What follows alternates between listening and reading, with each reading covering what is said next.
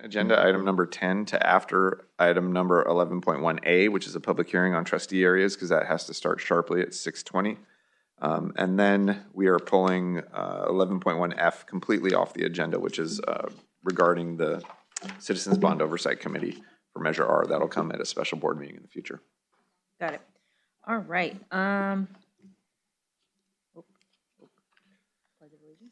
Yeah. All right, Karen, can you lead us in the Pledge of Allegiance, please?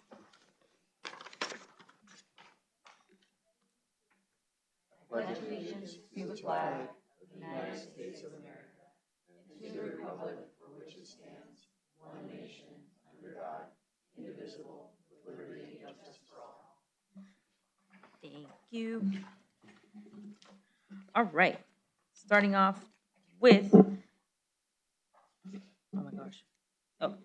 Celebrating our successes, we have the HHS Wellness Center update today. Yeah, so Kevin, are you going to introduce or? Yeah, all right, awesome. Thank you. I'd like to take this opportunity to introduce Kim Harris and Christina as well. And they're going to talk a little bit about the Wellness Center and the amazing things that are happening. Okay. Hi, my name is Kim Harris. Christina is not able to be with us tonight, so we're going to be holding down the fort. So I'm a mental health counseling specialist in the district and helping with the Wellness Center. I know that many of you have heard some of our previous presentations on the Wellness Center, but some are new faces here. So I just wanted to start off by giving a little bit of context to show our video that we have that was actually created by our digital filmmaking class with Mr. Chevalier. We can go ahead and start with that, and then we'll go over some highlights from our first semester.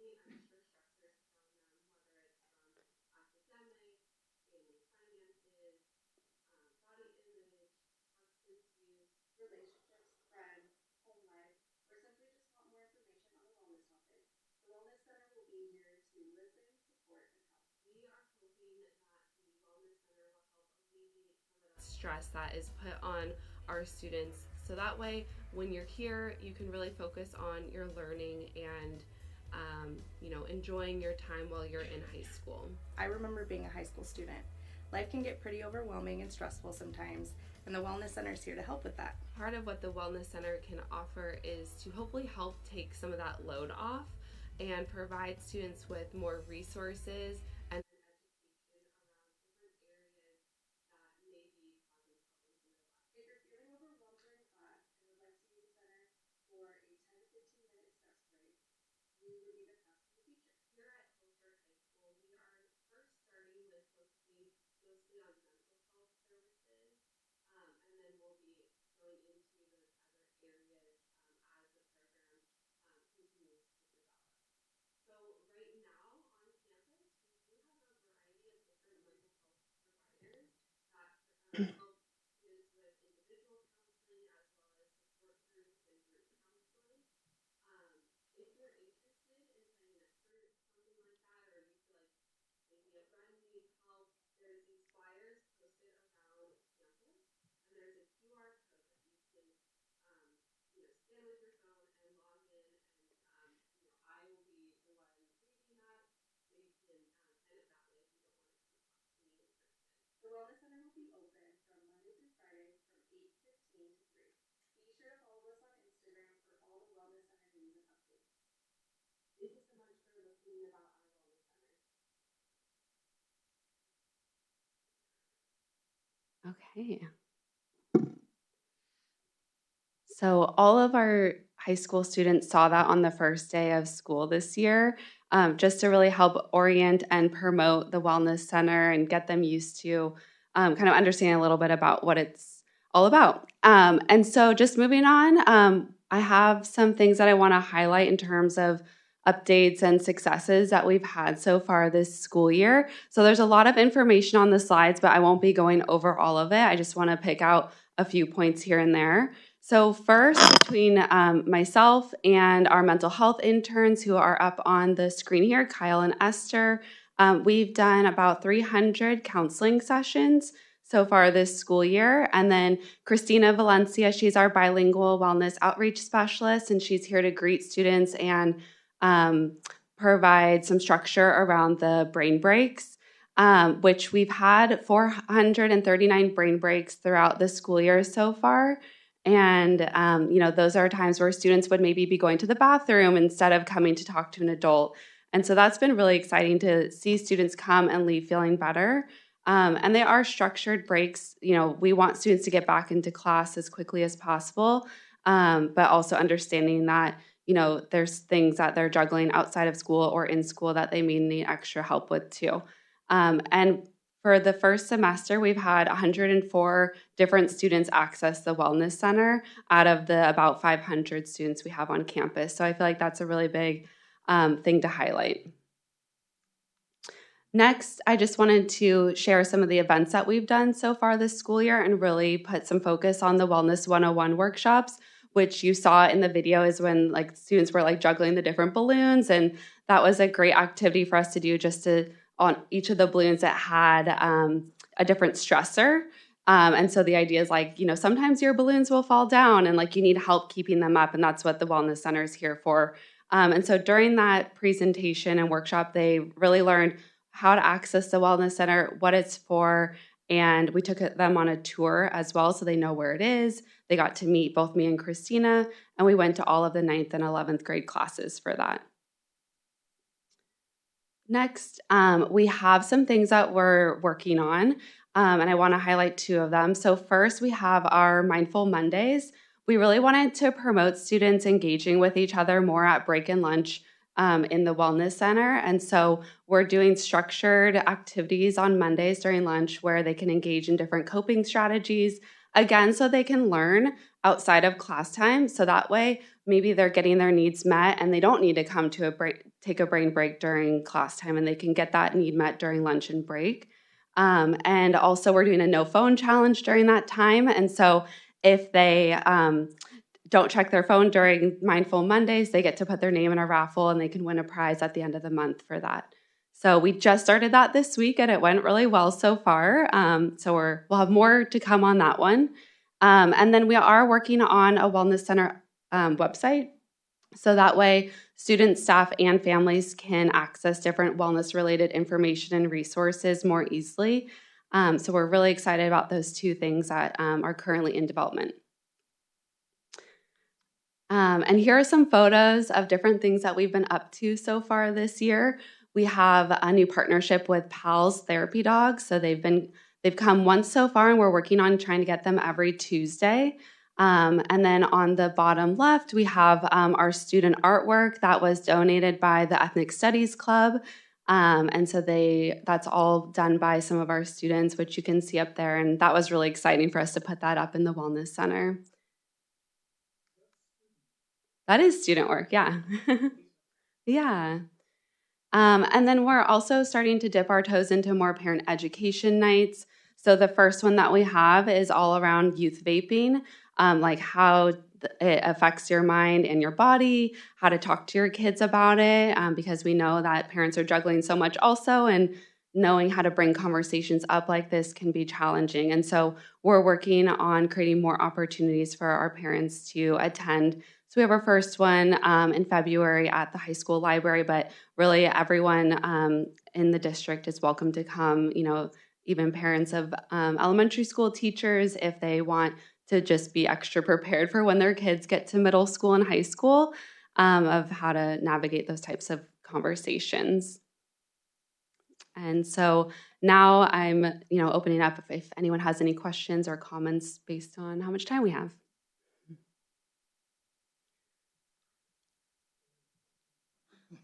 That was awesome. Thank you. As a former student at the high school, I would have loved to have something like that when I was in school. And I'm really glad that the students now get to have that. So you guys are doing a great job, and I can't wait to see what awesome things that you guys do for the youth. Thank you. Okay. Just to really quickly, I got a quick tour of the Wellness Center after our wellness meeting in December, wellness committee meeting by both Christina and Kim, and I was so impressed with the space, and was particularly impressed when Kim was saying that it's the best part is when a student brings a friend in who's struggling and stressed and is saying, look, you need to come here, which is amazing to me. I mean, my daughter probably wouldn't be surprised if I told you that, like, when I told her about this, she was like, I would never have gone there. Like, that would have been so embarrassing. And when I was in high school, and I said, well, this is a very different vibe nowadays with kids just having more mental health awareness. And I think it's really wonderful what you've set up there, and that kids, so many of the students are taking advantage. This is great. Thank you. Thank you so much. And everyone is welcome to visit anytime. We would love to have you.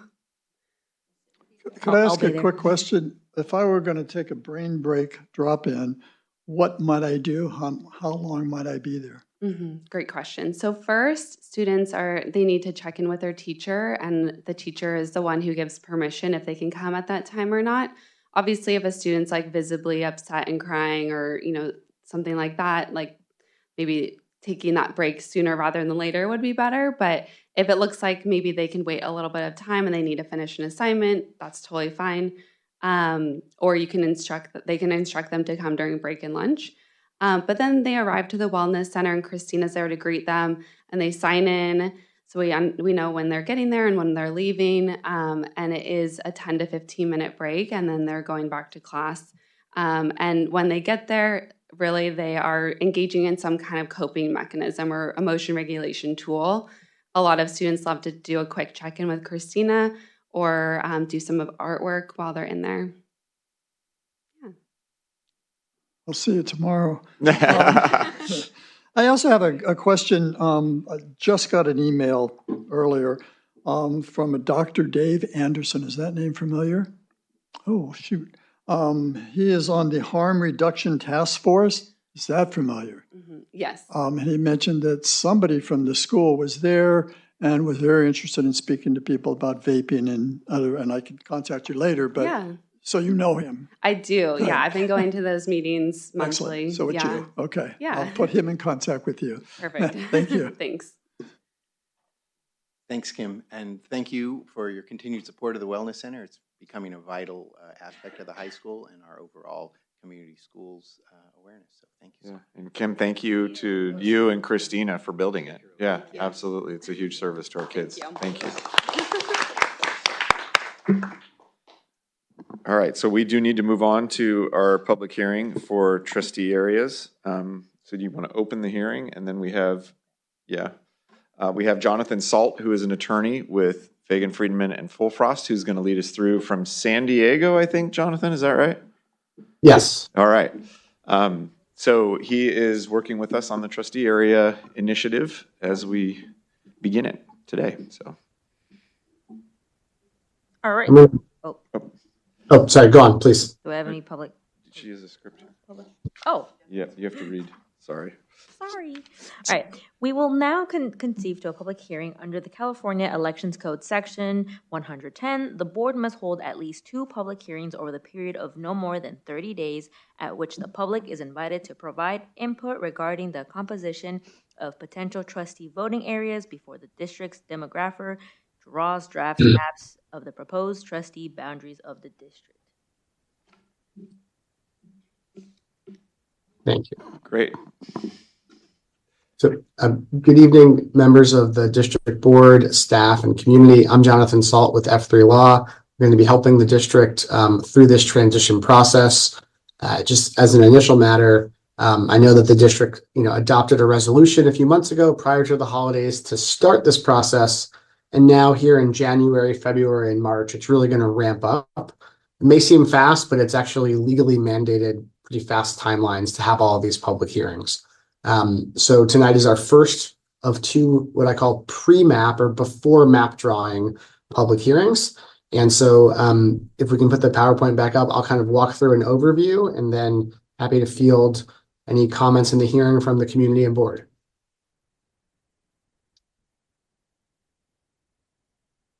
We have the PowerPoint up. You just can't see it on Zoom, Jonathan. Oh, okay.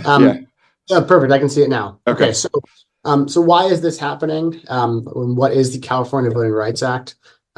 Loosely, it's a law that passed a little over 20 years ago, and it says that if you have an at-large election system, and that system impairs the ability of protected classes from electing candidates of choice or influencing an election, the at-large system may violate the CVRA. At-large means anybody can run for board as long as they live within the overall district boundaries, and everybody in the entire district votes for any candidate. And so if that system, triggers this language, and it's pretty easy to trigger, it could violate the CVRA. Next slide. Unlike the Federal Voting Rights Act, CVRA doesn't require intent. So it's a bit easier for someone to bring a claim against a public entity like a school district or a city or a county. So no one has to prove that the district system being at large is intentionally discriminatory. Just that if kind of residually, if it works out that way, it could be found in violation of the CVRA. Another key reason why this is sort of sweeping the state and now particularly Northern California is that there's a right to attorney's fees and expert fees by those who file claims against public entities for allegedly violating CVRA. But if a school district or city were to successfully defend the at-large system, they're not afforded that same right. So the only safe harbor to be safe from a CVRA claim is to transition from an at-large system like the district has to a by-trustee area, or sometimes called a district-based system. Think about it like congressional districts. It's all still in California, but they're broken up in pieces. So it's all still the district, but broken up into pieces. So the district will be divided into equal population areas. It was 5 board members, so 5 areas, and there'll be 1 trustee elected from each area only by the voters who live in that same area. But this does not affect anybody's current term of office. But eventually, after we go through this process and a map is adopted and approved, eventually over the next 2 election cycles, will become 1 trustee per trustee area. So where we are now in the process is, I'll call it step 2. Step 1 was adopting the resolution. Step 2 is these pre-map public hearings that are required to try to solicit feedback and educate the public about the process prior to the demographer drawing draft map options. So this is where we are tonight, and then next week we'll have another one that'll be identical to this. So a little bit about the district's demographic data that the demographer shared with me to present tonight. So overall, based on the 2020 census, there was a little less than 14,500 people living in the district. That's all people from age 1 day old to 150 on the data of the census a few years ago. That's the data that we use for equal population trustee areas until the 2030 census comes out. It's kind of the best kind of count of every nose in the district at that time. And district-wide, you're about a third Hispanic Latino based on overall population, and a little over 60% Caucasian based on overall population, and a few percentage points for the other ones on the screen. When we are drawing trustee areas and we are trying to balance the map, since there's about 14,500 people, each trustee area is going to be approximately 2,900 people per area. It's not going to be a perfect exact number because census blocks vary in size and shape and number from 0 to thousands of people per area. We can't split a census block because then we lose our accuracy of our population count. So overall, though, it'll be within a allowable variance. So at 2,900-ish each, you'll have some trustee areas that maybe you'll have about 3,000. Some might be around 2,700, but they'll be in this appropriate range. This is a very scary looking slide, so I'll just kind of narrow in on the part that we'll focus on the most. which is the sort of second one down in the middle column there, citizen voting age population. So the first sort of bar there is total population. We looked at that on its own. That's everybody who lives in the district, full stop, about a third Latino overall. Citizen voting age population is also data that the census puts out on a 5-year rolling estimate, but that's what we use to look at sort of voting power of particular groups. So it's essentially an estimate of folks who are US citizens over the age of 18. So CVAP, citizen voting age population. So there, district-wide, only about 17% Hispanic Latino. Guess the numbers are small on my screen, but I've got it in front of me. About 78% Caucasian, under 1% African American, and about 4% Asian American. So there's not a giant citizen voting age population concentration of a particular protected class in the district. And this is a map of the Hispanic citizen voting age population. So what this shows is just based on each census block, the percentage in that census block of, in this example, members of the Hispanic Latino community. So the darker the color red means a higher concentration. The sort of the cooler, lighter colors, the purples, and the blues are less concentrated, but that doesn't mean there's a lot. So you could have a census block that has one person in it or one family in it overall. And you could have census blocks that have thousands of people in them. So overall, though, not a particular dense population of a particular group. And the reason we look at this is because if it was possible to create a majority-minority area, we're obligated to do it under the law. And we don't want to accidentally draw a line that splits a concentration in half. Here, though, those concentrations don't really exist, but still something the demographer will look at when drawing the maps. Some other considerations, and I want to emphasize these are further down the list of priority, but you can look at other things as tiebreakers here. The demographer shared a few maps showing, various income levels across the district, or where folks have a child under 18 at home versus not. So just other things that you can look at, but really first, and I'll get to this in a moment, we'll be looking at total population, then CVAP, then other kind of factors. And so the point of these pre-map public hearings is to ask, you, the community, and the board, what do you think? How should lines be drawn here onto the district to balance the population and have them make sense? So the kind of feedback we're looking for, I think neighborhood X and neighborhood Y should be in the same area. Before we go to the next slide, I want to share that I invented the suggestions on the next page. They don't mean anything. It was just as kind of a way to facilitate any kind of discussion. So if you go to the next slide, kind of feedback we're looking for would be, I think the 101 makes sense as a boundary because it seems like a natural boundary. Or I think, the golf course or Piper Street makes sense. These are the kinds of things we're looking for now, and I'll share it with the demographer so that when they go about creating draft map options in a few weeks, they'll have heard from you about things that make sense to maybe be boundaries or things that make sense to keep together within the district. So sort of more on the legal side here, after the pre-map public hearings, the demographer is going to draw probably 3 or 4 initial draft map options for the board and community's consideration. Number one criteria is using the 2020 census data to balance the population. They have to be as equal as practicable, but they're not going to be exactly perfect. They're not going to each have perfectly 2889, but they'll be close, and that's allowed. Next slide.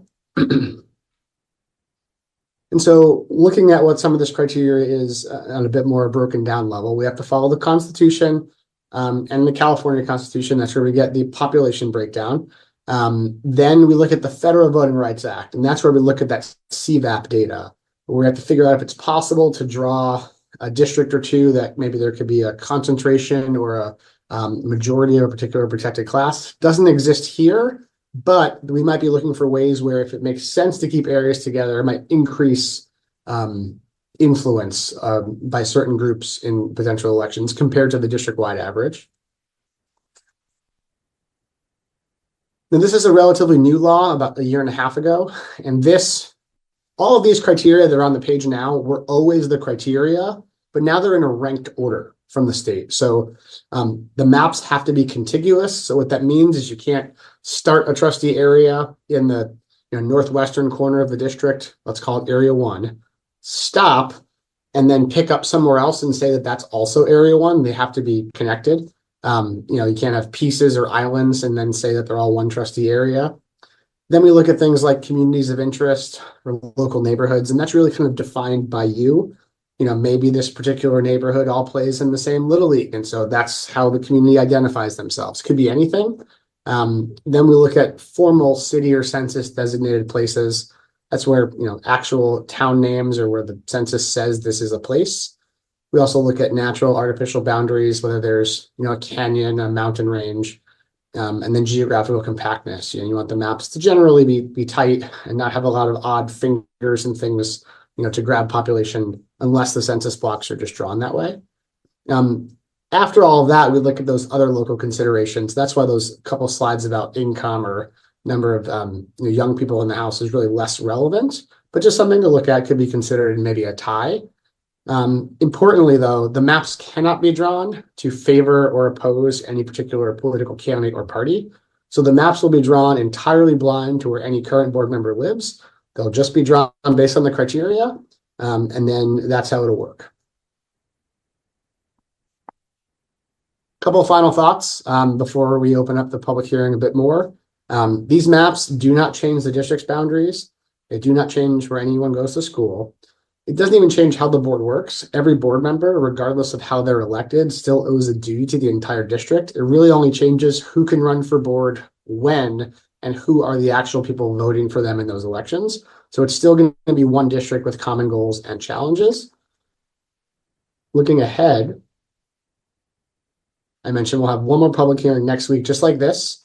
And then sometime, probably early February, the demographer will draw a few options. They'll be posted on the website and kind of pushed out, through all of the ways the district communicates with folks in the community.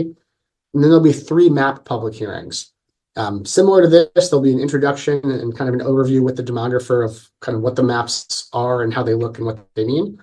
And then ultimately on March 27th, after that 3rd public hearing, the board will vote to adopt one of the options. I'll say that the map options can change. So, say 3 or 4 maps are released, I don't know, February 2nd, making that up. On February 19th, there could be folks that come to the hearing and say, I like map 1, but I think it would be better if this could be changed on there. So suddenly there could become map 4 or map 1A. That can change up until a week before the board picks a map. So, I'd say about half the time new maps are added and half the time the board picks one of the original 3 or 4. It really just depends on what it looks like and what the community and board think. And so with that, I will mute myself and listen to any public comment or answer any board questions and respond as needed. So thank you. Looking forward to working with you. All right. Well, as part of this public hearing, members of the public may submit comments on the establishment of voting area boundaries for the new trustee voting areas that will be established as part of the district's transition from an at-large election system to a by-trustee area voting system. Speakers will be given 3 minutes to make comments on this matter and this matter only. We have received cards from no one who wish to address this subject during public hearing. Anybody want to speak to this?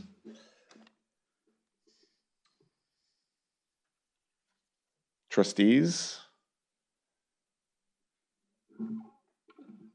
I do want to point out that I find it fascinating that our district ends at like Highway 128 in the middle of Alexander Valley. Like it doesn't even extend out to Red Winery Road or like what? I thought it was like, anyway, I'm staring at this map and I'm still baffled by where it ends. But anyway, I do wonder if, is there ever any higher, does it make the population of student age people, people of student, whatever, youth, does that, since we're trying to do this for a school district, it seems like that should be like weighted differently or weighted more heavily, or I'm not even sure what impact it would have, looking at the demographics of school-aged kids in our district versus just voting age or the entire population. I think, Jonathan, correct me if I'm wrong, I think we have to look at it through the age of voters. Is that correct? Yes. So Yeah. all of the criteria, it's uniformly applied to any kind of district in California, whether it's a county office of education, a city council, a school district, a water district. The same sort of rules apply for drawing the jurisdictions for the elections. A quick question regarding areas. Could it be 4 areas and 1 at-large representative, or in this case, board member? It cannot. So the CVRA, the California Voter Rights Act, in the actual election code says, it defines what is at large and what isn't. And part of that definition says any system that combines aspects of by trustee area and at large is considered at large and therefore is not safe from CVRA litigation. So while, it would certainly on its face seems like it makes sense, right? Like, let's just do 4 and have kind of a rover or almost like a mayor type thing. That system would not protect the district from potential lawsuit. Thank you. I understand that we don't really have any choice in what's happening, but I do just want to say overall that, of course, I'm very curious to see the map and interested in whether in practice, there's a general perception that it's more democratic than the system that we have now. But I can't help thinking that with the number of people that are available and interested in serving on the board, that probably we're going to end up with a situation where these zones are going to be less democratic for the purposes of our particular community, and that, there's going to be a reduction in practice in representation and probably the necessity for the board to, start appointing people, which I would argue is less democratic. So I know there's really not much we can do about it. And I sure hope that my fears are unfounded and that what we end up with is, representation from around our community that is fair and thoughtful. But this is tricky. So.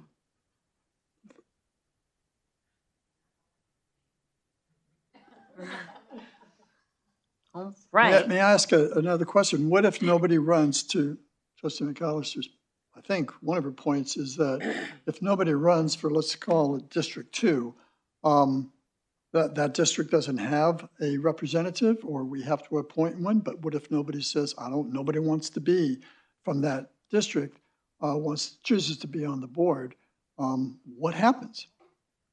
So just like now, if someone doesn't run or if there's not enough people who run, there would be a vacancy and the board would have to appoint someone from that particular trustee area. I'll say that the good news is it may be easier to run in some of these seats because you're running where there's only 2,900 people instead of 14 or 15,000 people. So it might be easier to get someone to try to win an election in, say, their neighborhood versus district wide. But you're right, you may end up having vacancies. In which case, you need to advertise the way you ordinarily would, but you must appoint from those particular areas. And again, if nobody says, I volunteer, please appoint me, what happens? We have a vacancy. You would have a vacancy until it happened. And I unfortunately, under the law, you could actually go for a while with 2 vacancies because you'd still have a majority. If you ever got below 3 people, then I believe the law talks about someone from the county office of ed who lives in your area kind of temporarily serving until a 3rd person would be appointed. But I've never seen that happen. And I'll say that districts smaller than yours have also made this transition. There's a tiny district down by me in San Diego that has 2,100 total people. So each trustee area has 430 or so people in it. And granted, they do have to make appointments, but your trustee areas will be like 8 times the size of those. Thank you. Well, it is a weird shift in thinking to say that I'll be representing the good people of Terrace Boulevard and March Avenue instead of my entire town, considering the size of this town. But, oh yeah, Mike's got March. So anyway, well, I guess, it's happening, so we'll do the best we can. It will be easier to talk to people about running if they know they don't have a citywide campaign, because a citywide campaign is a big burden and was a deterrent for people who were interested in positions on the board. All right, do I have any other comments or questions from the board? Okay, well then the public hearing for public testimony concerning the composition of potential trustee voting areas is now closed. Have a good night. Thank you. Thank you. All right, do I have a approval for the consent agenda?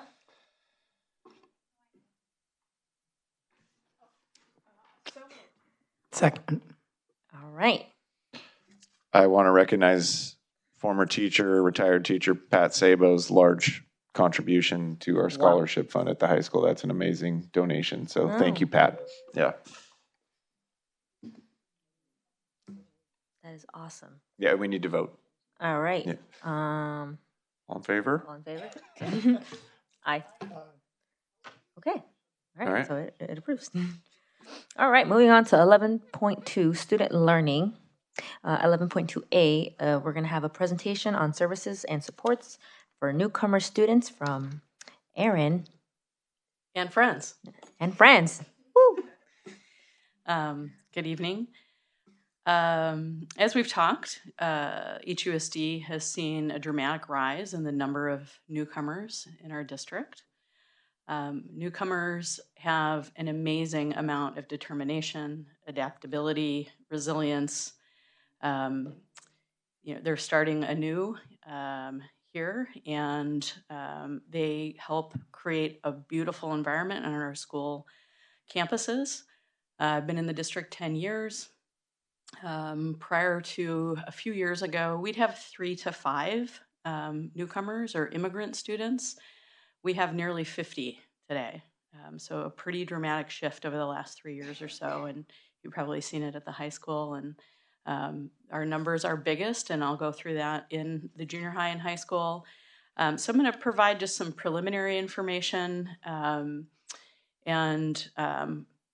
Kim and Esther, who are here from our mental health team, are going to come up and join me as well, and the principals also have some information to share. So I'm going to try to go through just some definitions and kind of lay a baseline so we're all on the same page. The definition of a newcomer has recently changed. Generally, school requirements and whatnot included a definition that said 1 year. So I have highlighted that within the last 12 months there has been a change that newcomers age 3 through 21, they were not born in the United States, including DC and Puerto Rico, and now are considered a newcomer if they have not been attending 1 or more schools for 3 full academic years. So if we have a student maybe that is here for 6 months and then returns to their country of birth and then comes back, so it's 3 full academic years and not necessarily contiguous, but we're talking, so students can be labeled, quote, newcomers for a longer period of time. This is a recognition to some of the transience that happens as students are immigrating and their families are making changes.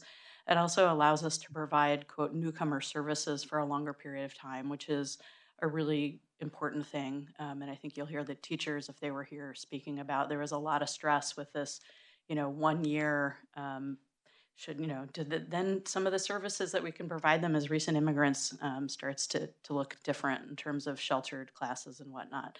So here's the breakdown. And what I mean by less than 1 year, it means that they have been here in the United States at a U.S. school for less than 1 year. So at the high school, we currently have 8 who've been here for less than 1 year. We have 5 that have been here for less than 2, and then 2 for less than 3 years. At the junior high, you can see 7, 7, and 1, and so on. As I mentioned, smaller numbers in our elementary schools, and Principal Doherty will speak a little bit to how services do or don't change depending on in what grade levels they are, but generally newcomer students in the primary grades are treated very similarly to their grade level peers, whether they were born here or not. There are some minor changes and differences that Principal Doherty will talk about, but it's very different educating someone who arrives here, let's say as an unaccompanied minor at 16 or 17 years old, versus a young person who arrives here at 5 or 6 years old. Those are very different scenarios of how the school system is going to support the child and their family.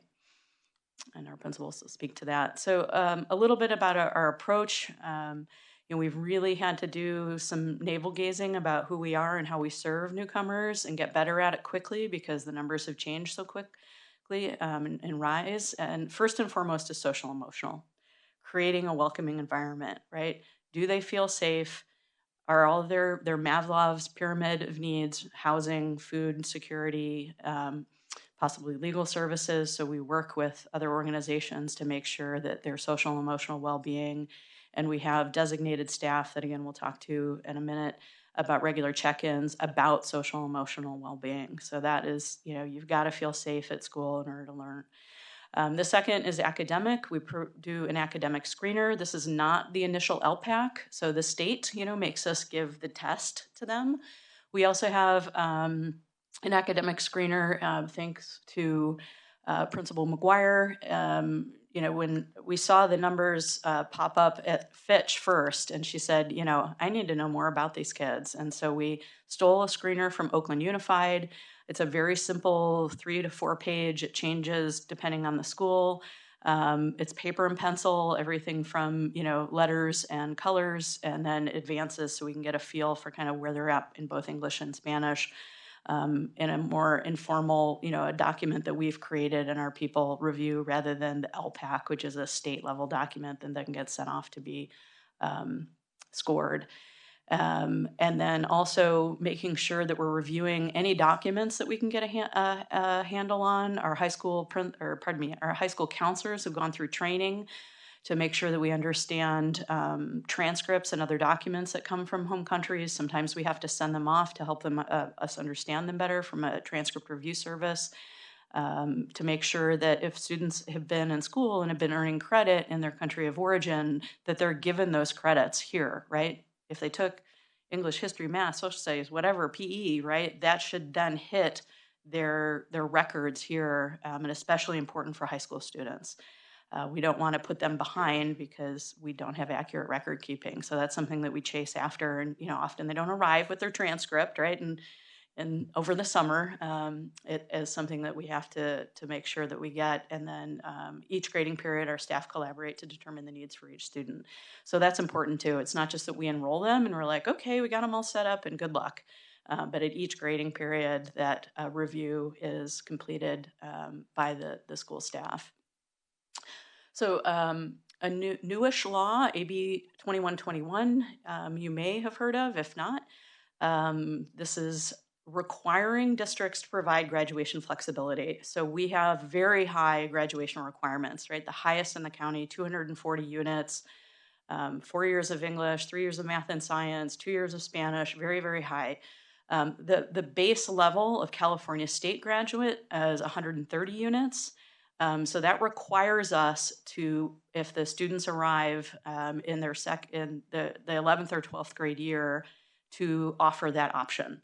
It doesn't mean they have to graduate if they want to continue. And we do have, I'll get into this in the graduation data, we have a handful of students who have arrived here as 16, 17 years old.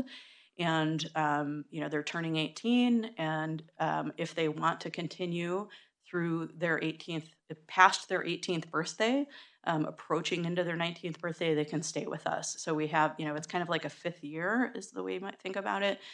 We do have a number of students who are taking advantage of that and may graduate with higher than 130, but the 130 must be an option for our newcomer students that arrive in either what would be equivalent of their their 3rd or 4th year of high school. We have a robust migrant education partnership. We have a wonderful local liaison, Maria, who has an office on the high school campus. So we have a liaison with her to make sure that if they can be designated as migrant, which many of them can, and because there's a whole host of other services that come with that, that we are making sure that they're identified properly there. Something new that you may not know about, we're part of a regional grant application because we're so small and we traditionally have not had a large number of immigrant or migrant students. We apply with the region. So it comes out of Butte County Office of Ed is who is the grantee. And so I worked with them. We saw this need in high school. You guys might remember, again, when I first started, we ran a pretty robust summer school program for migrants. Maybe Judy, back when you were teaching, we would have a summer school program for migrants when the numbers were a little larger, and then those numbers started to taper off, and we got better at doing ELD just in general. We've used the money to do a debate team at the high school. You may remember that. They've been here in the board chambers. So, pondering with our junior high and high school teachers and principals about, what would be the best use, and really I asked the elementary folks too, what would be the best use of these funds. And we had decided that an after-school program, it's kind of a canned program, this Journalism for Social Justice. It's serving about anywhere from 10 to 12 of our junior high and high school age students, being taught by Diego Gonzalez, whose day job is the elementary bilingual parent liaison, and he finishes there. And then on Monday afternoons, he runs this great 2-hour session helping our newcomer students and our migrant students to investigate journalism and hear their voice and practice their voice through that modality. They'll be going on a field trip to SRJC later this month and visiting the journalism program there. And then they're also going to be going down to San Francisco State in the spring to visit with the journalism program. So that's what we're using those funds for. And we also have had a long partnership with the Adelante summer program for summer coursework. Big hefty list here. And like I said, many of these folks have been existing for, a while, and others are new. So SB Nunez, was hired maybe 6 years ago, but has taken a more active role in ensuring our newcomers are welcomed and that we get all the information. Kim Harris, Esther's here tonight. You'll meet her. Elmer is our bilingual instructional assistant at the high school. So we try to group the newcomers, and I don't want to take too much of the show from our principals. So I'm going to let them talk a little bit about that. Dr. Dennis Perez, who you've met, he's given numerous presentations to the board. Matias Lopez, we have a newcomer math class. Ms. Monica Chavez, our new ELA and theater teacher. Karen Mikado, who is new to the MBA. We have not had a bilingual instructional assistant in MBA, so that's a new position that we have hired in this school year. And also Karina Chavez is new from Marcy Becerra. So all of our schools now have a bilingual student advisor, between Diego serving the elementaries and Cristo at the junior high, SB at the high school, and now we have Karina designated only for Marcy Becerra Academy. And then you go over to the junior high. I mentioned Cristo, Gabby, who couldn't be here tonight, and we wanted to make sure you knew who she was, and I'll speak to it briefly in a minute. Maria Cardell, at the beginning of the school year, when we saw, you never know how many you're going to get, right? So I made the joke, like, they don't show up with their transcripts in summer or even fall. This is an ongoing process, right? Newcomers show up all times of the year. They come and go depending on housing. They might start with us for, a couple months and then go live with somebody in Santa Rosa for a while and then come back. So it's quite a bit of change. So we added 2 sections at the beginning of this school year when we saw our numbers had ballooned at the junior high. So Maria Cardell, who'd been a front office secretary and beginning her teaching credential to teach Spanish. So she was part-time Spanish teacher, part-time in the front office. And then we said, we need you full-time. So we added a heritage Spanish class and case management. And again, I don't want to take the win. I'm going to let Nicole dive into this. Wendy Connor, who's been an amazing new addition to our junior high teaching staff and has a ELD class specifically for newcomers. And then our elementary staff, Diego Angelica Agallo, Principal Doherty will speak specifically to work that each of these folks do, Angelica and Heidi on her campus. And then Lindsay at the Fitch and Corey serving mental health at HES.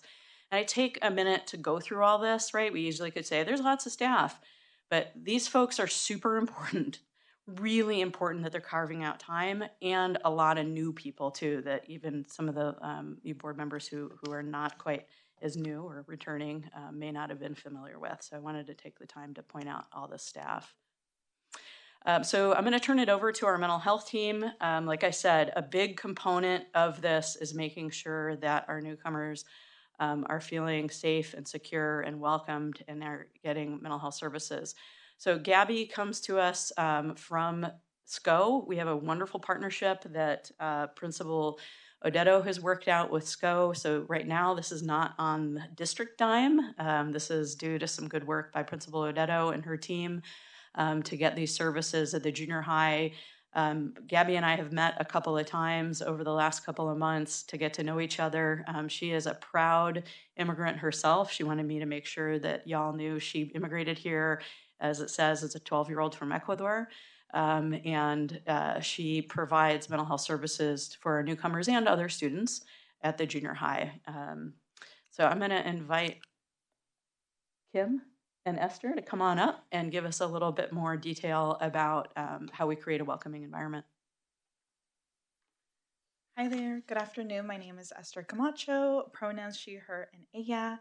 I am a mental health intern this year at Healdsburg High School, and I am contracted to behavioral health and SCO.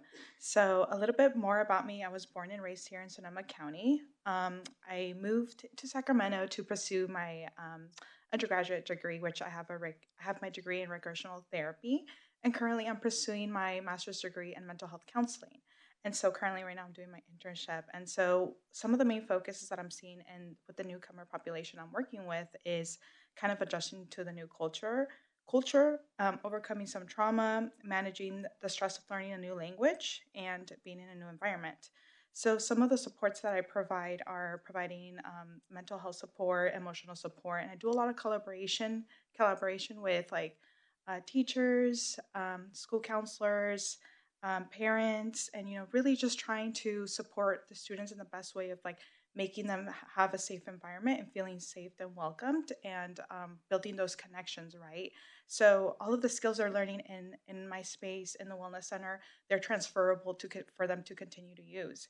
And so a couple success stories that we have is supporting the newcomers in like joining clubs, sports, continuing to support them with that community, because it can be very hard with some of the themes that I see in my room are like feeling isolated, academic struggles, and it can just be a significant barrier to kind of supporting them and feeling like connected to the community.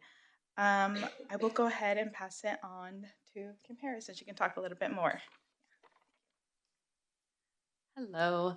I just want to say that Esther has been a huge integral part of the Wellness Center at the high school this year, and we're just so happy to have her. And one thing that has been really interesting is in the beginning of the school year, we did close the Wellness Center so that way the ELD classes could come in and really get used to the environment, see what it's about, meet Christina, who also speaks Spanish and continues to help them feel a little bit more comfortable if they can use that language that they're comfortable with. And so when Esther starts working with some of our students, afterwards, like some of the sessions are pretty heavy depending on what topics are covered. So they're able to come back into the Wellness Center and take a minute to decompress before going into their classes. And we noticed that when Esther started to do that, these students started to come access the Wellness Center more often on their own too, outside of Esther bringing them or their teacher bringing them. And so that was really wonderful to see that starting to increase a little bit more. We also have a lot of books in Spanish about different wellness-related topics. So they'll come and borrow books and bring them back and have conversations with us about it. So it does feel like we're starting to, hopefully help them feel more welcome. And, when new students arrive, we always try to set up a tour for them to come see the Wellness Center. And lastly, part of the Wellness Center is having a youth council, which right now we have 22 students on the youth council, and we have 2 newcomers who are also part of that. And so that's a really great way for us to hear their voice, hear what it's like for them, and see if there's other supports that we can incorporate into our school based on what they're telling us. So that's one way some of ways that we are supporting students in the Wellness Center. Yeah, so you can see it's a very much a strengths-based attitude, and that our students who are arriving, they have so much to give and so much to teach us. And one of the things I was talking with Gabby about that's on the slide there, and again, Nicole will talk about it more in depth, we have a student-led justice participation, and one of our ambassadors is a newcomer. And so, making sure that our students who've recently arrived are a part of all aspects of our student population. I was flirted on my computer. That's not going to work. So I'm going to invite Principal Danhausen, Tate Danhausen, up here. He's going to give us a little bit more in-depth view on the newcomers at the high school. And then we'll just roll through, and Principal Odetto will come up and whatnot. Thanks, Erin. Hello, everyone. Good evening. So as the slide says, we have 15 newcomers at Healdsburg High School. They all go through an intake process with our bilingual family services coordinator and our school counselor when they arrive. They work with our bilingual counselor throughout their time at Healdsburg High School. They receive 250 minutes of instruction. Mr. Perez, or Dr. Perez, is actually the one who's providing that instruction. We are looking at maybe making a change to that next year so he can have a partner in that work. As many of us who are teachers who have worked in schools that are on this board know, having a partner in the work is really important. He does that work on his own right now with classified staff supporting, but if we get him a teacher partner, that'd be great. So it's something we're considering for next year. We are piloting new curriculum this year for newcomers that Dr. Perez is really happy with. We meet weekly to talk about the different things that he's doing in that classroom and how he's pushing the performance of those students. We saw earlier, Elmer is just an amazing resource to us in the school. We've talked a little bit. I know Mike has talked with me multiple times, or Trustee Popmazel has talked with me multiple times about the need for an additional bilingual assistant in our classrooms, and it's something that we're considering. That, of course, is something we need to weigh. So we want students to speak English if they're learning English, right? And so that support's important, as is the practicing of the language. And so, again, still something we're thinking about as we look at next year. Our schedule allows Elmer to work with students in science, math, and ELA. And we actually have a specific math course this year for newcomer students taught by a bilingual educator, Matias Lopez, also a graduate of Healdsburg High School. And the course is taught in English and Spanish, mostly English, but we have him being able to use Spanish there if and when it is needed. So, questions, anything about the newcomer program or ELD program at the high school that I can answer for you? Yes, Trustee Del Rey. ELAC button. You're encouraging students to join ELAC, or is that more of the families?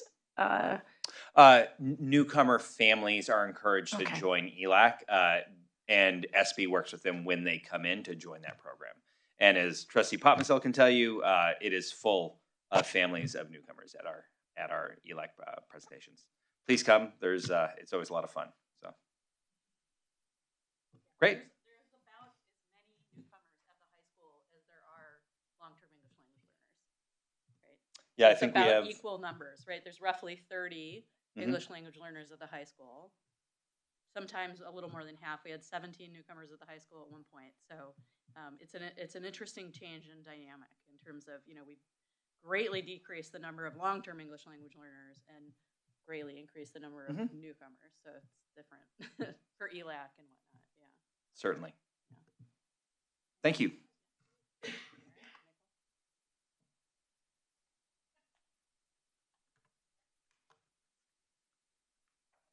Hello, good evening. Okay, so we actually have 15 newcomers at HGH right now. Interestingly enough, all of them have come from Mexico, but one of our students doesn't speak Spanish.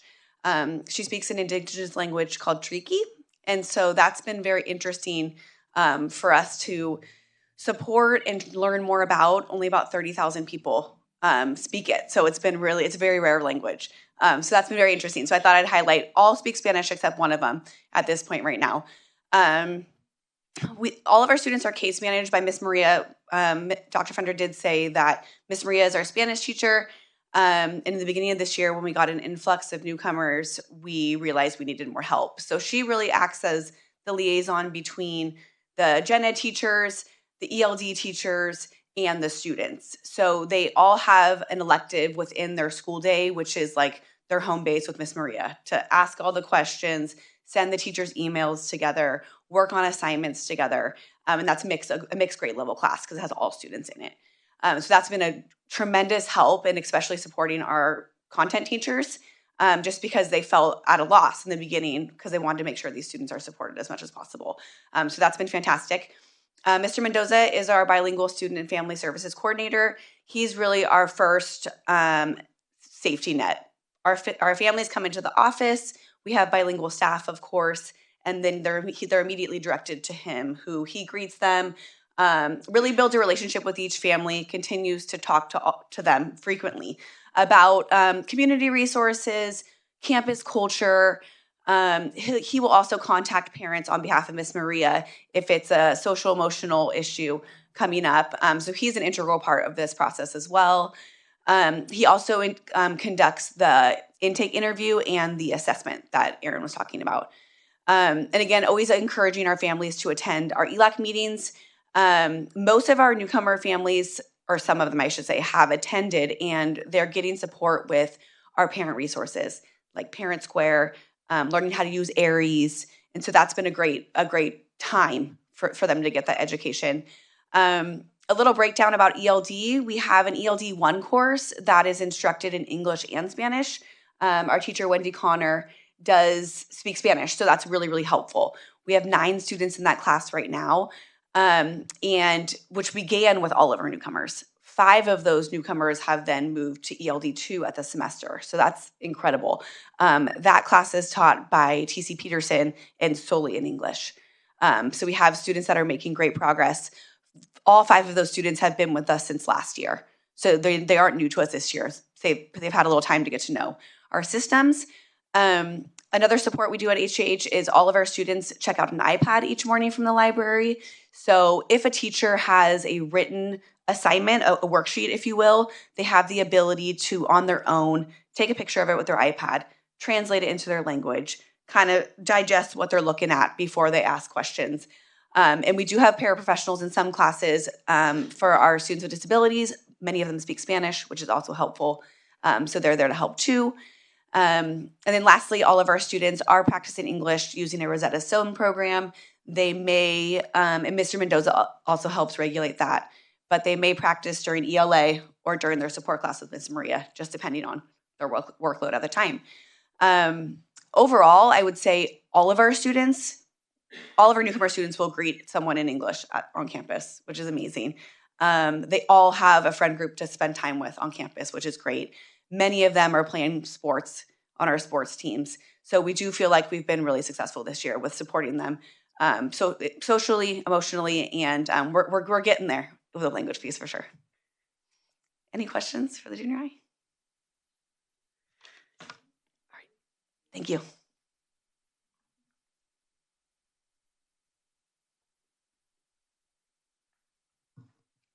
Good evening.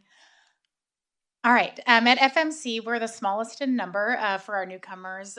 This year we have 4, and only one of them started at the beginning of this year. One of them is in her 3rd year, though it's her 1st year at FMC. She did 2 years in San Francisco, and then the other 2 started last year. So we're in a little bit of a different situation, but our one who started this year is also not a Spanish speaker and is from Burma. So, a lot of the supports we talk about and having kind of bilingual staff from the front office or bilingual office or bilingual parent outreach coordinator, so in some situations that isn't a help, right? And even for teachers and having who are bilingual, or we'll talk about my Esther Pinney, who's doing pull-out support for a newcomer. She's seeing the student, but is having to, do it and communicate through pictures. And actually, all of our students, as was said by Principal Odetta, are making tremendous progress and can not just greet and say hello, but can, how are you? It's cold outside. Those like morning greetings, all in English. So to go through my slides, not to get lost. So all of our newcomers, along with all students who are designated as ELs, get their designated ELD from their classroom teacher 5 days a week, 4 days a week when the other students go to Spanish, and then on Wednesdays in the classroom. And then they also 4 days a week get pulled out with our Spanish teacher, Miss Maestra Penny, who has time in between her seeing students for Spanish instruction. She does this very small group. She sees one group of 2, and then the other 2 students she sees individually, just because she really wants to target their specific needs. And so she sees them 4 days a week. They also see her 4 days a week. So, and then we also have Diego Gonzalez, our parent outreach coordinator, connecting with families. I feel like I'm repeating what our last 3 presenters have said, but really doing the greeting, doing that intake interview, really welcoming and encouraging the families to get involved. He also helps to interpret at parent-teacher conferences. So again, so that we make sure that families know, really, truly all families, but newcomer families as well, that if they need support, if they have a question, he's a resource for them. We do use for, again, all of our EL students, the EL at a glance form that gives, that has all of their student data, test results, assessments on a single document that we track every trimester, or update every trimester. That's where we do the LPAC interim assessments and look at that. And for our newcomers as well, teacher teams fill those out every trimester, and we have an opportunity to figure out the next steps for instruction and what is needed for that student. This year, based on a teacher request, we purchased Dinolingo licenses, which is kind of the kid version of Duolingo, just to have another piece for targeted practice. We were finding like Lexia, the time in the classroom where they may have for Lexia really doesn't meet their needs. And so having this adaptive Dinolingo software for learning English, usually they're doing that when they would have tech time. So we're not pulling them out of, that's not their designated ELD, that's not their, they're still joining the teacher for teacher station of, grade level content material, but it's the time on if they have time on tech, it makes sense for it to be targeted for their needs. And any questions? Okay, thank you very much. Hi, I'm Tiffany Dougherty, principal at Healdsburg Elementary School, and okay, she's going to change my slide. Thanks. We do have 15 newcomers at HES, just like the high school and junior high. However, what Dr. Fender said is really important to realize, that it's a very different situation when they're coming into kindergarten and even through first and second grade than it is, for a student who's coming in as almost an adult. So it's a really different thing for them. So all of our English learners, we also use the English Learner at a glance, which we did get from FMC. So thanks to Principal McGuire for that. We started using it last year, and so we track all of our English learners' progress every trimester in that way. We also have a parent outreach and education coordinator who does an intake interview, and we find out really interesting things in the intake interview. It's kind of it's helpful to understand the child more and to understand what the parent has gone through in getting their child here. Sometimes the stories are really touching and speak directly to why those students need so much support with social emotional learning. They've been through a tough time. And so we're happy to have them, and Diego's so welcoming for them. I also want to mention, and they're not on here, but both of my office staff are bilingual. So I have a bilingual office assistant and a bilingual school secretary, and they have lots of my newcomers are girls. And they have this little gaggle of girls who come in every morning, and they are so excited to be there. And Laura and Julie just, with open arms, they give them stickers, and they talk about, and sometimes they have to talk about to them like, you need to be sure you let this person play too, So they kind of have that little mama thing, and I think that's really, really great for them. So generally speaking, our TK and kindergarten students who are newcomers, they don't really have any particular specialized newcomer services. They are getting targeted instruction within their regular classroom, and of course they do have ELD during the puppy shuffle. And then all of our, so there's the designated ELD, and then second grade students who are newcomers also are receiving designated ELD instruction from our interventionist, Miss Noble. So they have this separate little group. They're doing the same things because they all plan together and they're using the benchmark curriculum for designated ELD. But she's taking every opportunity she can to fit in phonics, fit in more vocabulary, just really from that reading interventionist perspective. So she's really working with them on those things. And then we have what I need or when time, where in first and second grade, everybody scatters. It's a little different from Puppy Shuffle. Puppy Shuffle only typically has the teachers from that grade level, and they shuffle the students based on language and maybe reading skills. But in What I Need, we have not just the teachers, we have all of their paraprofessionals. We have Heidi Noble, we have Angelica Aguayo, who also works with a special newcomer group during WIN time. We have Emily Hansen, we have her paraprofessional, and in second grade, we have myself. So we have, we break those kids down into 4 or 5 children and very, very targeted. And so that's a super exciting 30-minute time that we do 4 times a week. We don't do it on enrichment day for second grade or for first grade.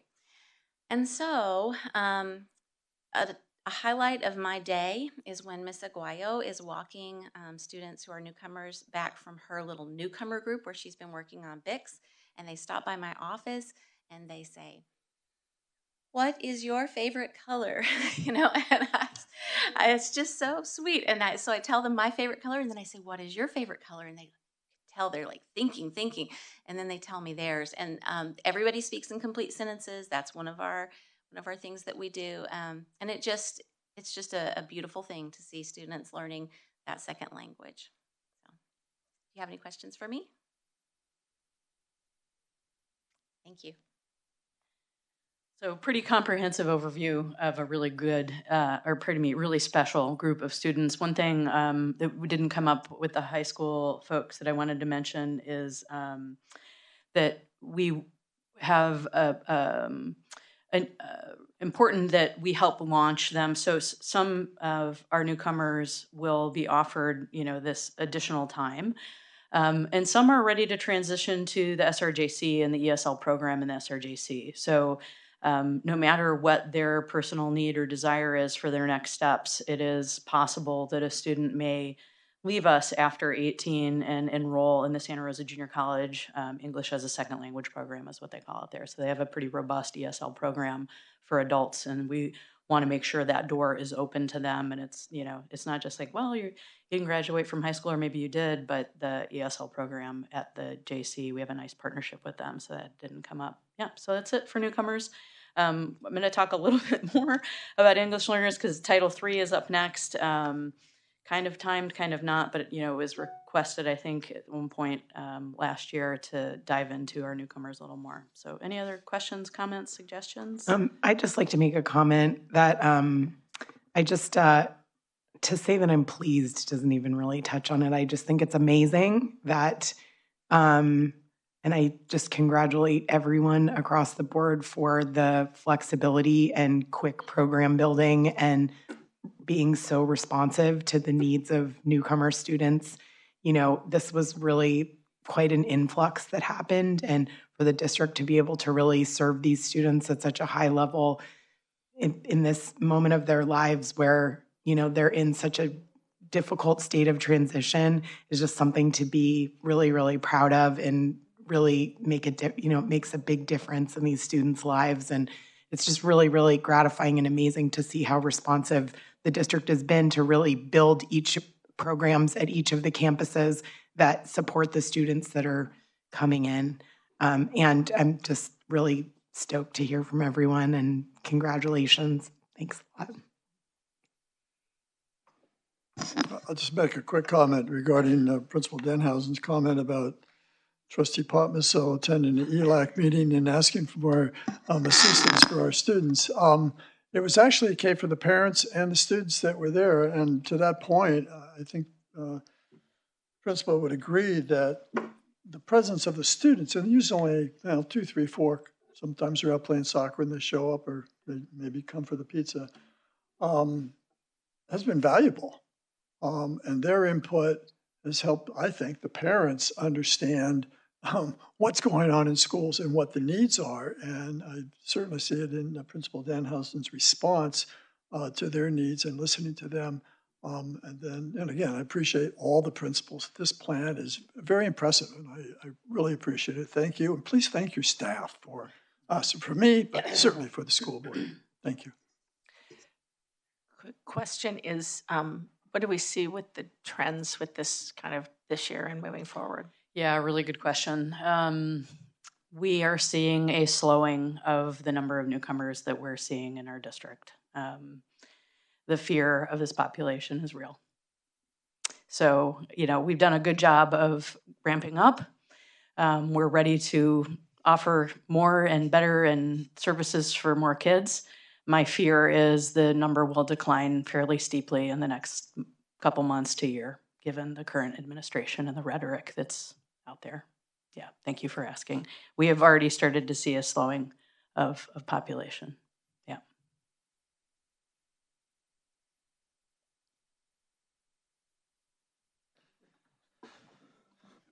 Not unrelated. Title III, yeah. Not unrelated at all. So, as in most slides where this is data rich, I'm not going to go through every single slide. As always, if you want more information, you need me to explain, go deeper, it's not making sense, you want follow-up, my office, I'm always open to you, and thank you, Trustee Del Rey. We've already had a great conversation about these slides and kind of helping me think about, what might other trustees ask, right? And when I was a teacher, I always said that, like, when one student asks, there must be, everybody must wonder that. So, again, a little kind of orientation to what we're talking about. So Title III are federal funds that assist schools specifically to help attain English proficiency. That's what they're targeted for. So specifically for English language learners, and language proficiency is what we're talking about. This is not a lot of money out of our operating budget. It's $25,000 to $35,000 right now. That number has halved in my decade in the district. We'll see a slide about that for two reasons. This is on a per pupil, so we get an amount per pupil. So we've seen a decline in just the base number of students we're serving, and so with that comes a decline in the number of English language learners. We also are getting better at RFEPing students. And so when a student reclassifies, they're no longer considered an EL. They're multilingual, but we don't get Title III money for them after they RFEP. So once they redesignate as fluent English proficient, this money stops. As I said, we don't take the immigrant funds. It's on a per pupil basis. It just doesn't make sense for us, right? We need to have well over 100 in order to go through, all the paperwork and whatnot. As part of Title III, an annual needs assessment must be completed. So as most things, we use multiple data points. Obviously, the LPAC of individual students is a really important marker for us. And you heard our principals talk about using this EL at a glance. And so not only are we looking at the summative LPAC, but we are also looking at the interim LPAC assessments that we now give, through the grades, K through 12. Interim LPAC assessments are provided for all students. So at one time we had, AE assessments, or we had assessments through the curriculum. So that's nice that we have that in place. STAR assessments are helpful. STAR can be given in Spanish, and then there are cases where we want to have students take it in both English and Spanish. So that's an interesting piece of data that we take a look at. Our adaptive software provides data, and I can go on and on. So this is the funding slide. The blue is what we receive annually or projected. So if you draw your eyes there to the far right, so we're anticipated there. I know if it's even hard for me to see, it's around Thank you. 26,000. 26,000. Thank you. I got to pull my own slides up here. The Yeah. orange is if it went up or down. Right. So we got a little bump last year, right? You see a little orange on the top. That means we got a little more than we thought we might at the very beginning. And that largely had to do with an influx of newcomer students, right, that showed up during the school year and hit us on census day. So you can see going back, to the 2016-17 school year. So now not even a decade ago, nearly twice the amount of money. So enrollment trends, the narrative here is that we are declining in enrollment, but you don't see, we see a decline there in both the overall population, and ever EL means that either they're RFEP or they're English learner. So that allows us to say, because once they RFEP, they're not EL anymore, right? So these are students that are multilingual.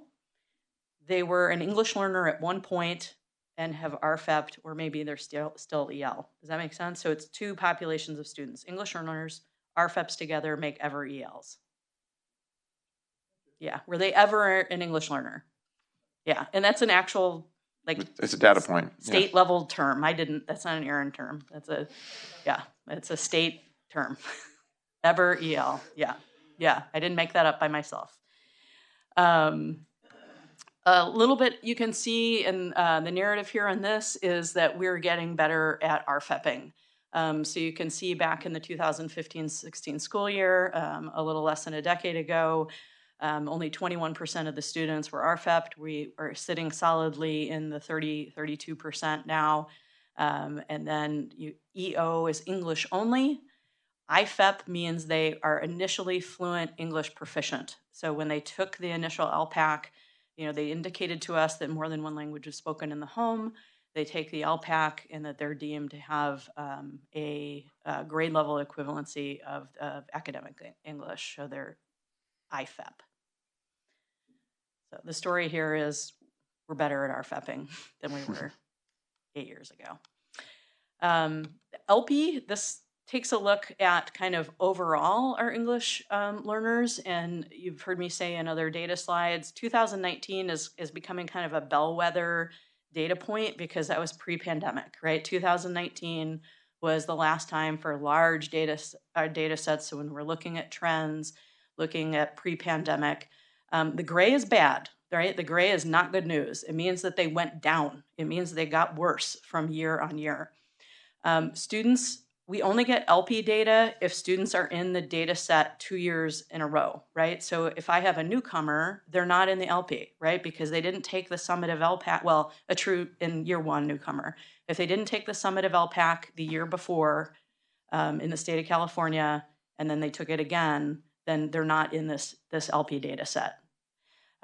So it can be a little bit of a volatile data set, and you'll see that show up in our high school data because once they RFEP, obviously they're not in the data set the following year. So if they did great and they RFEP'd, obviously they improved, but then the next year you're not going to see that in the LP data. You're not going to see that improvement. So the good news is that we have less gray and we have more dark red, right? Dark red is that they progressed at least one LP level. And so that's good news. That's a good story. You can see this broken down over years by our grade bands, by HUSD overall. And there's a little bit of a key there. So again, these are set by the state. So anything that's 65% or high or higher is considered very high, like knocking it out of the park. It would be blue on the data dashboard. 55 to 65% is considered high, doing very well. So you can see in HUSD, we're just under that. We went from 56 in 2022 to 54, 53. What's drawing our number down from the 2024 is the high school, right? So I'm going to draw your eyes there to only 16% increased in LP level. And I'm going to get into that. We're going to dissect this a little bit more. There's a couple of things going on here. We had a huge crew RFEP out of the junior high. What, 18? You would probably know, Ms. Kiff. It was about, roughly 18 students RFEP. So those kids are now out of that data set, right? Because they showed an improvement the year prior. And then also our newcomers are not in this data set. So when I first saw this, I'm freaking out, right? I'm running to Dr. Perez's classroom and I'm like, what's happening? And as we've dissected this data a little bit more, and I'll get into a slide, but that's what's drawn the whole HUSD down. So then if you go to the junior high, you see this beautiful growth, right? 65% in HES is continuing to do well in the 60%. So let's look at that high school data a little bit more. Again, year on year. So 2019 there on your far left, and then 2024. So that big gray band, 79%, 80% of the kids maintained. They didn't drop. We had 5% drop. So let's turn that into numbers of kids. Let's start talking about numbers of students, right? Because when we have such a small number of kids, I think it's more important to talk about numbers and percents. So in 2022, we had 33 high school age students have taken the LPAC 2 years in a row, then 30, then down to 19. So we had one student decrease. I could tell you who it is. Not surprised. Kid doesn't want to be at school. And then 15 of those maintained. And so I've mentioned this before, right? These kids are stuck and they're over it. When we talk to these students and we say, what happened? And we do, Trustee Pomasil, you asked me a good question. What have we learned from the Cloverdale numbers, right? So the Cloverdale LP was at 63%, I think, right? They went from like in the 30% to 63% in 1 year. And everybody in the county is like, what did Cloverdale do? They started talking to their kids. Say, here's your scores, let's goal set. So when we do that year on year, and especially for the kids who are returning, they're like, I am so sick of taking that test. I don't care anymore. So it's more of a motivation issue we're finding than a knowledge issue here. And so that's something that we're working on with our high school age students is, do they care about our FEPing at this point? And some do and some don't. So that's to kind of unpack the data for us. I think that's an important viewpoint. Okay. So long-term English language learners, this is, again, is a beautiful success story. I'm so proud of our administrators and our kids and our families. Back in 2017-18, so not too long ago, right, 8 years, we had 60 long-term English language learners. We had 75 that were at risk. And last year, we had 29 long-term English language learners. So that is a beautiful thing and headed in the right direction.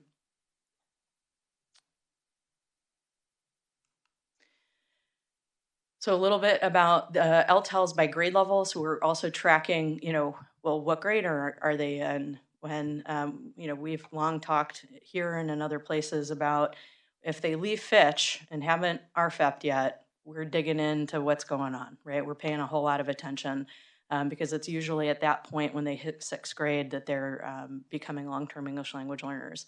So you can see some of the trends in the data there that lowering, right? We want to see like from the light gray to the black is going down. In 12th grade, we had 7 compared to 5. And some of this is the students. We do have a handful of high school students who have opted out of ELD services. So it is their right to say, I don't want to go to ELD class anymore. And my parent and the child sign out and we talk about the implications of that. But if they're not going to a designated ELD, the chance of them RFEPing starts to decrease to some degree. But we also have some students who are in that LTEL who are doing great. Their GPA is a 2.5 plus. They're 3, and they're like, I don't care. I don't want to go to ELD class anymore. I can't pass that dumb LPAC test because they've got to get a 4 on it. Their grades are solid and they've opted out of designated ELD services at the high school. So that's a new trend for us as we've whittled this group down to a very small number of long-term English language learners. Advanced placement, again, this has been something as a district that we've paid a whole lot of attention to, is the disparities and the opportunity gap that exists when students aren't taking the most rigorous coursework their school offers.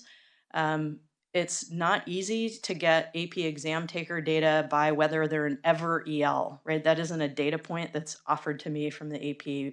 So we have to make some assumptions that aren't always correct. But so we run this data by whether they're white or Latinx or Latino. So you can see we're making some nice gains there through 2020, right before the pandemic, right? Decreasing that opportunity gap where you see that gray line and the red line start to get closer to each other. And then you see in 2020, and particularly 2022, that opportunity gap widen, right? And this is pandemic land. And now we can see we're making some gains. We're getting back up there, 28% from a low of 9%. So, certainly, as I've said to you all before, there's work to be done, but that we're back up at 28%, where all students are at 42%, and white students are at 47%. So this is something that we work hard and try to make sure that all students know that they're welcomed in an AP class.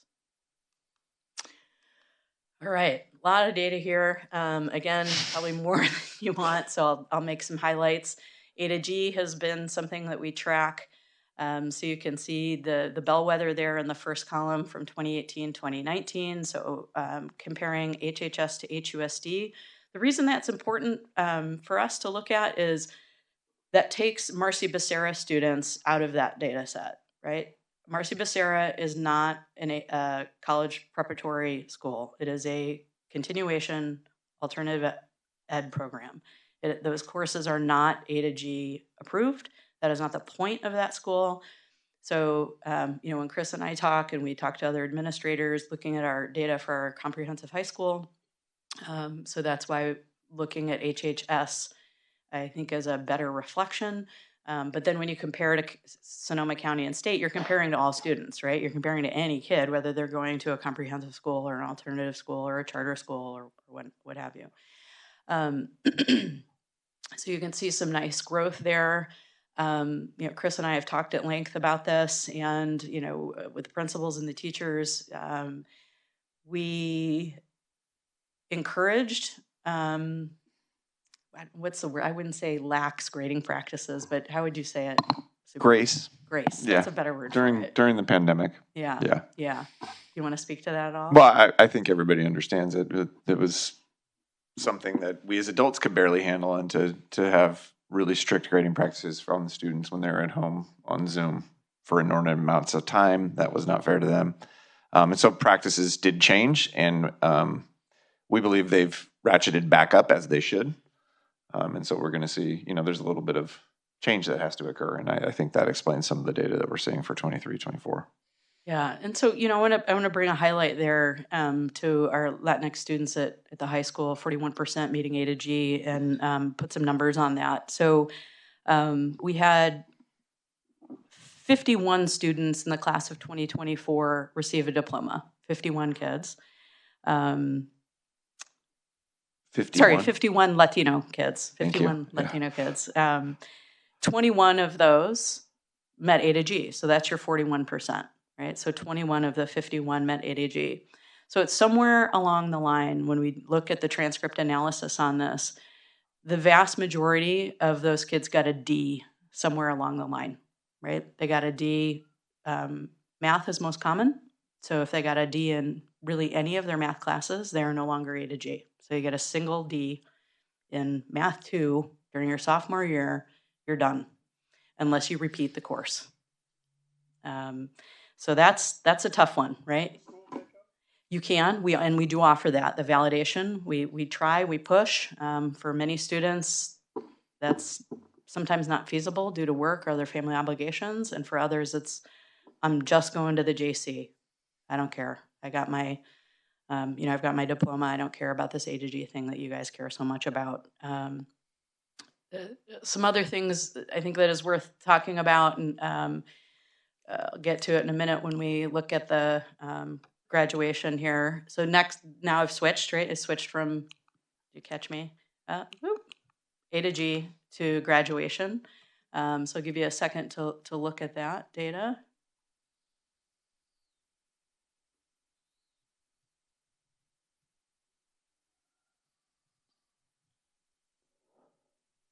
So overall, we remain higher than Sonoma County and state.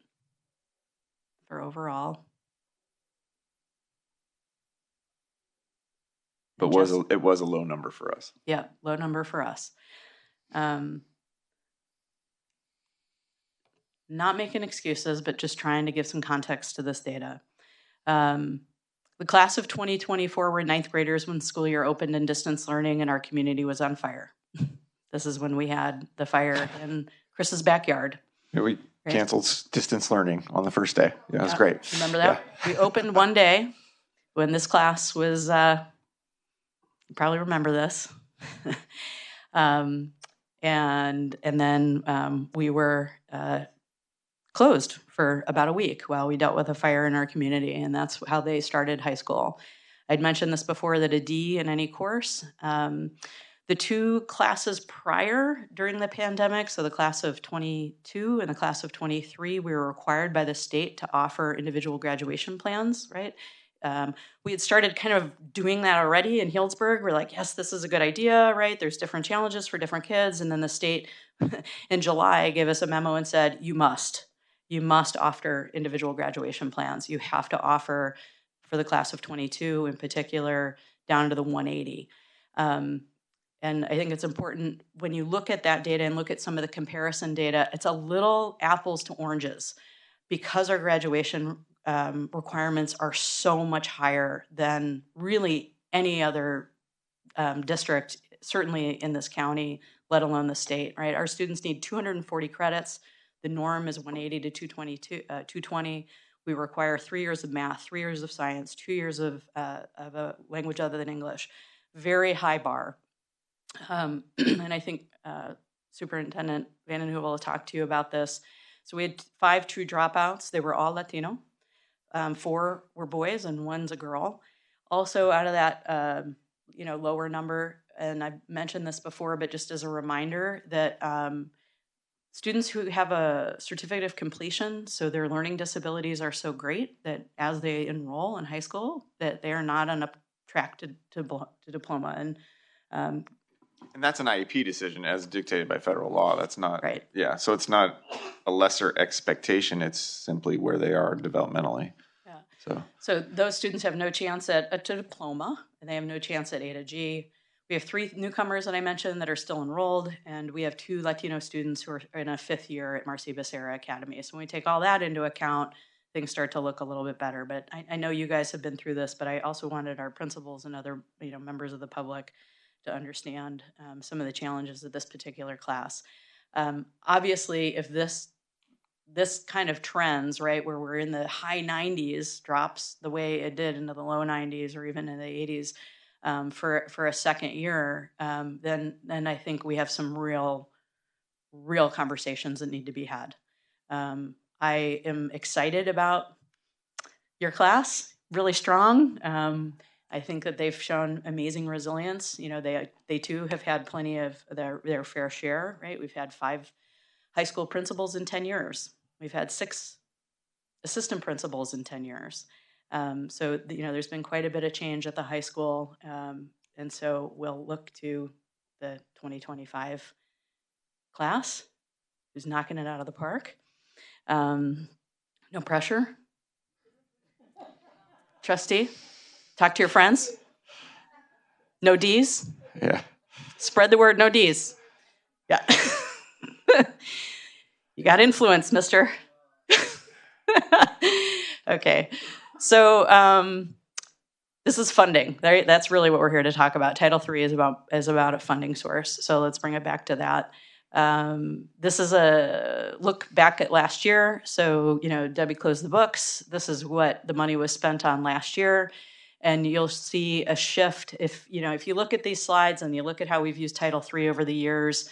Back when we were getting $60-some thousand, pretty much all of it was used at elementary for coaching services and focusing on improving our English language development program for our youngest students. We've made a lot of growth, so we've shifted, and you can see that then for this year. So our estimated allocation is $26,000. As our principals have mentioned, we've purchased new curriculum that is specifically for newcomers.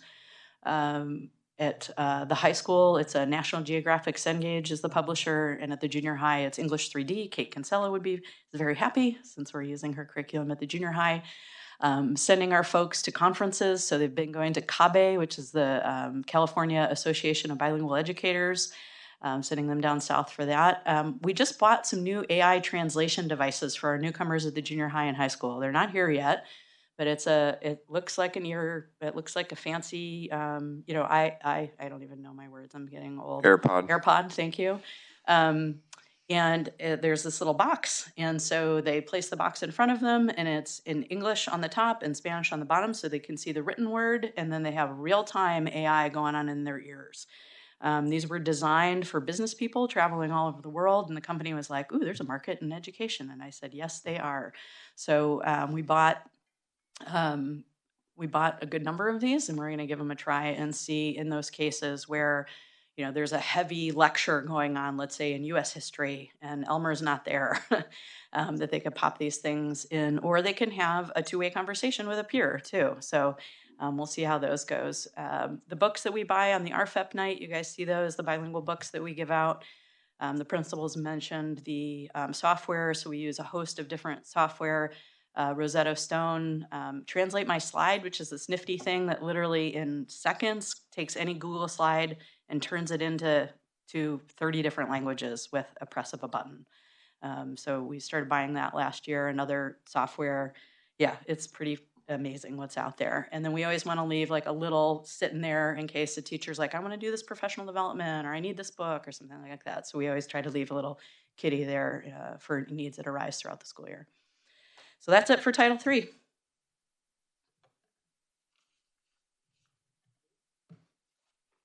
Any questions, comments? Thank you, Erin. Desires? Yeah.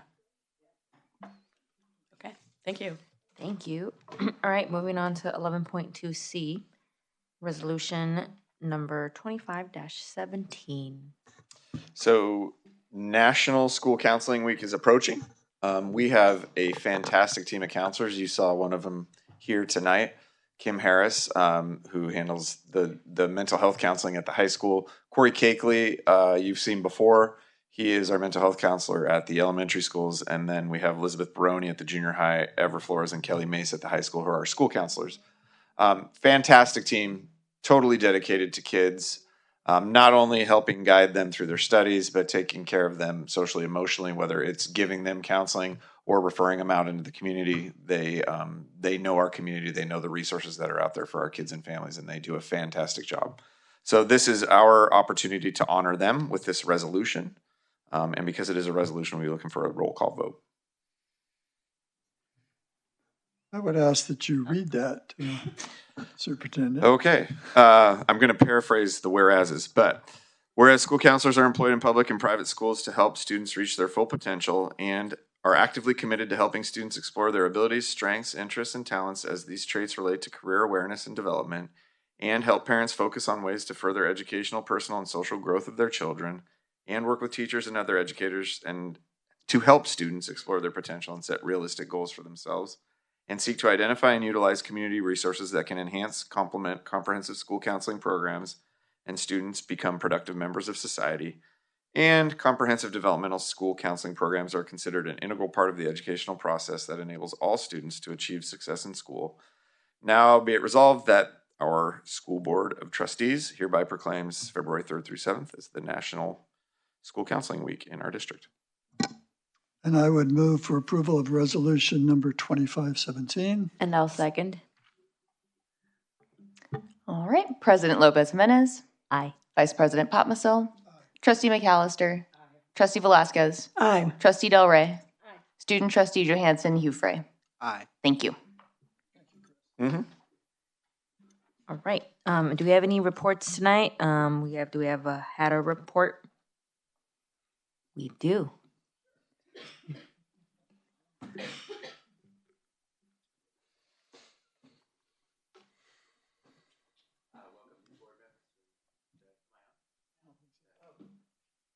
There we go. Welcome, new board members. I wasn't here last meeting. It was during finals week. So, my name is Mike Ephraim, and I'm president of the Healdsburg Area Teachers Association. I want to report that we had our first negotiations meeting with the district this past Monday, and it was successful. I want to thank the district staff for setting and keeping this early date, given that we are in a full contract negotiation year this year. Both the district and HADA presented their proposed changes to the open articles of the contract, and we're able to tentatively agree on a few of them already. Thank you very much. So we have already set up future negotiation dates for the after the March board meeting, when the district financial picture is a bit more clear. And it's a good start, great start, that we have established our proposals. And although we are very thankful for our financial situation in our district, there's a couple points that you're gonna hear about in a few minutes, I guess, that we have concerns about. And one of them I had brought up, I think, twice already, both times when the board is in a process of eliminating teaching positions, that I have said that we always seem to eliminate teaching positions, but we never eliminate admin positions. And in the audit, it shows that we are overstaffed in the admin by about 1.5 administration positions, which not only cost the admin positions, but also we are penalized for that. So it seems like that can be rectified perhaps by next year. I don't know. The other situation in the audit that I wasn't aware of, but I read it just recently, is that we are actually, as a district, the district by ed code is required to pay a certain amount of our district finances towards teacher salaries, and it looks like we're short nearly $800,000 in that realm. So we would definitely be interested in rectifying that situation. All right, thank you. Just a point of clarification, it's not teacher salaries, it's money spent on classroom specifically, so it's not just limited to salaries. Okay. Just point of clarification. Okay. Yeah. Thank you, Chris. And it's a complex formula that, in my opinion, doesn't involve everything that goes to a classroom. But yeah, we can talk about that later. Thank you. Thank you. Do we have CSEA report tonight? Student trustee report? Yeah. All right. So, hello, y'all. I'm really happy to report that the leadership class has significant support for the proposed transition from AP classrooms to dual enrollment classes with Sonoma State. Personally, I believe this is a very beneficial program for our students, as it will provide credit that is more likely to be transferable to any higher education institution. And then this is a little bit of a less serious note, but I know that I brought this up last meeting, but I wanted to bring up some research of my own. Under the Richard B. Russell National School Lunch Program Act, guayaki yerba mate is in accordance to the National High School Vending Machine requirements, as yerba mate can be classified as an electrolyte replenishing beverage and is under all max sugar and trans fat requirements for the state. The only factor that may be an issue is caffeine, so I'd like to request a meeting with the school wellness committee to discuss this. I know that many students have left campus during lunch to get yerba mate, and this will not only be a product that students will enjoy, but it will also lessen the desire for students to break the school rule to leave campus during school hours. It is also a local business, and we as a district should keep our money local instead of buying Gatorade or Powerade that populate our vending machines. And then this is a way more serious note. So there's actually been kind of a scary trend I've been seeing arise, and it's a major issue. Students are using more and more online gambling platforms on and off campus. I know students that have used over $1,000 already, my age, on these platforms. And I believe that the district needs to implement a gambling education to the drug ed course for freshmen, because drug use, like gambling, may lead to addiction and thus should be taken seriously. Yeah. Thank you, Julian. Thank you. We could talk about yerbs. So, yeah. Right. One potential glitch is if the vendor who does the machines even carries that. So that, yeah, but there may be a lot more. But anyway, we'll talk more. Do you have a Board of Trustee report? Board of Trustee report. Do we have one? I would just like to compliment Healdsburg High School and their play. My husband and I went and thoroughly enjoyed it, and it was delightful to see theater back at Healdsburg. And the kids were charming. The acting was really fun, and the new teacher director she's great. So anyway, I really encourage anybody to go see the high school performances now. It was great fun. And inclusive, I think, which is, there was Spanish included, from what I understand, and yes, students one of of the all different acts was all in backgrounds. So Spanish. just kudos to her for that. Yeah, one of the acts was in Spanish. Yeah. It was really delightful.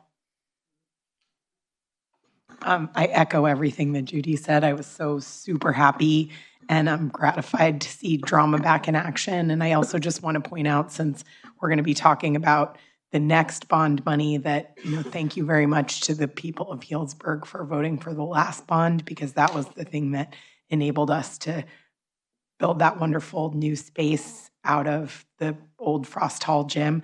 And it was just been amazing to see it in use. And I think it's so really fitting for Healdsburg High School. It's like a really great kind of combo of like a cozy space, but also a space that is big enough to accommodate, our people of our community and our students who are ready to perform both in music and in drama. So super awesome.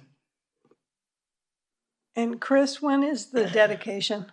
It's next Friday at 6 o'clock, Laurel, is that right? For Esquivel Hall? 6 o'clock, Friday the 24th.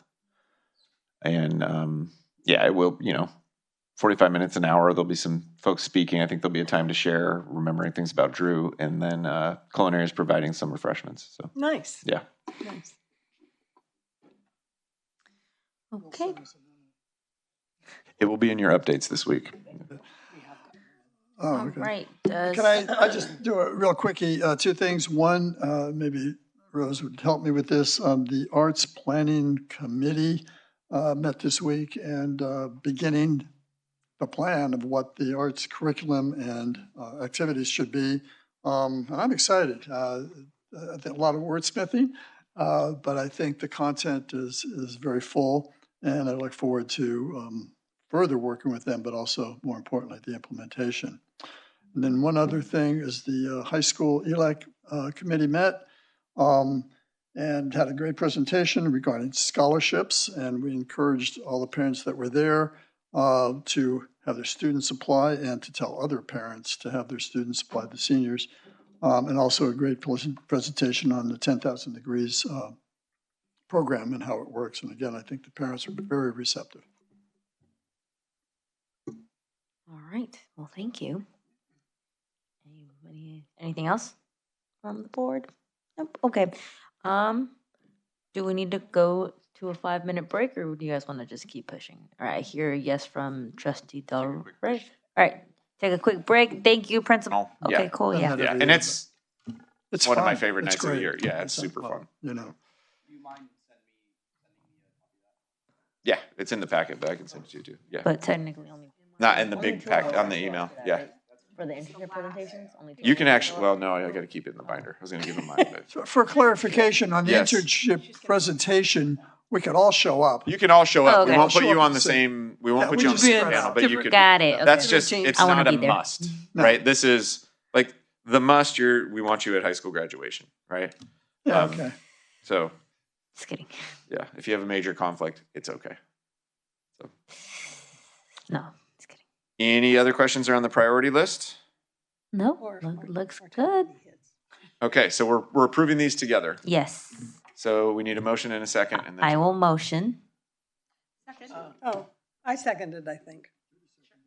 And I think I think I Yep. did. All in favor? Aye. Aye. Any opposed? No? Okay. And it does appear that the board will be going back to closed session. Oh, yeah, you are.